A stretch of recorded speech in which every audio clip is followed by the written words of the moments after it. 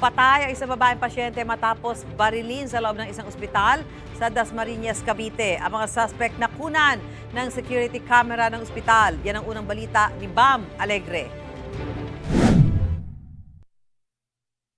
Screenshot ang mga ito ng CCTV footage noong August 28 sa Dasmariñas, Cavite na pinag-aaralan pa ngayon ng pulisya. Yan daw ang entry at exit point ng riding in tandem na ito nang pumunta sila sa isang ospital sa Dasmariñas, Cavite. Ang isa sa sakay ng motorsiklo nakunan din sa security camera ng ospital. Siya ang lalaki nakaitim at pulang sombrero. Siya rin ang suspect sa pamamaril ng isang babae na nasa loob ng ward ng ospital. Sa investigasyon ng pulisya, nasa ospital ang babae matapos barilin noong August 22. Talagang pinaplanuhan po ng mga suspect at may galit po siya doon sa biktima. Ang biktima kasi is dating nagbibigay ng impormasyon to sa ating mga otoridad pagdating sa mga illegal activities sa kanilang barangay. Tatlong iba pa ang sugatan sa shooting incident sa loob ng ospital.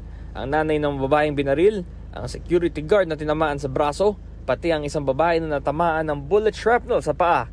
At large pa rin ngayon ang suspect. Arestado naman ang isa niyang kasabwat na nagsilbi raw lookout sa pamamaril. Nakunan din siya ng security footage habang mamatsyag sa ospital bago ang pamamaril. Mayroon po tayong tatlong suspect po. Yung nahuli po natin, kasama din po siya sa nagplano at siya po yung driver ng getaway vehicle ng gunman. Kasalukuyan pa po yung pag-follow up operation po sa dalawa.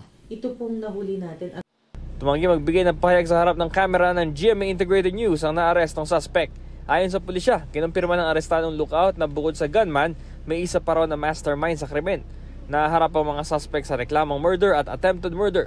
Sinisiga pa ng GMA Integrated News na makunan ng pahayag ang ospital kung saan nangyari ang krimen.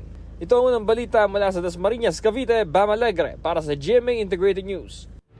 Mga kapuso, para una ka sa mga balita, mag-subscribe sa GMA Integrated News sa YouTube. Sa mga kapuso abroad, subaybayan niyo po kami sa GMA Pinoy TV at sa www.gmanews.tv.